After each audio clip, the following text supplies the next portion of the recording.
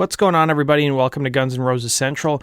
Last night, GNR headlined the Napa Valley, the BottleRock Festival, and there was a couple notable items. The set list, for the most part, was pretty much the same, but Guns N' Roses were joined by two special guests.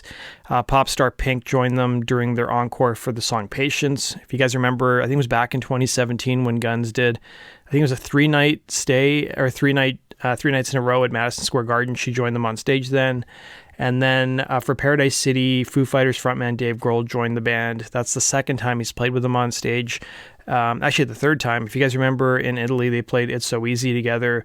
And then I think it was in Oklahoma City 2 or 3 years ago, he joined them on stage for Paradise City.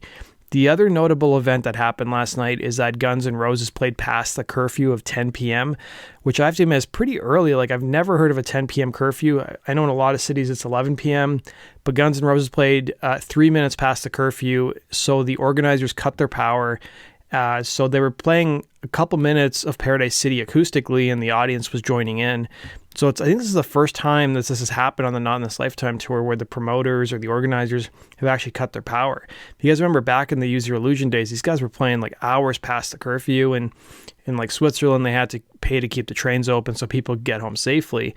But let's turn to some other Guns N' Roses news. So former Guns N' Roses drummer Matt Sorum's been doing a lot of press in the run-up to his book getting an official release on September 7th.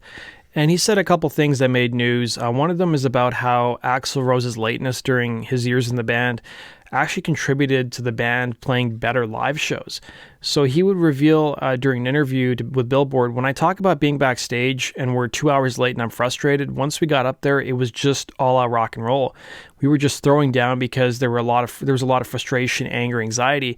But it brought the show to a whole other level. The crowd was fired up because they were angry that we were late.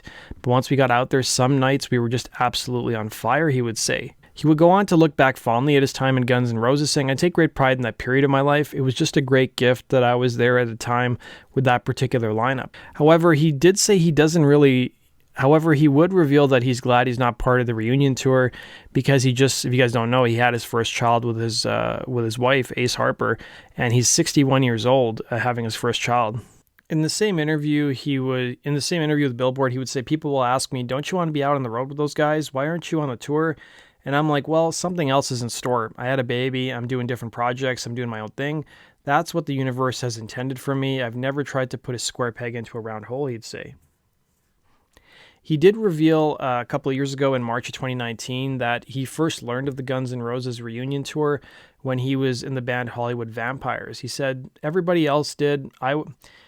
He would reveal that he learned about the reunion probably about the same time as everyone else did, saying, so it was kind of around that time. That's basically what happened, and it just went the way it did, and life goes on.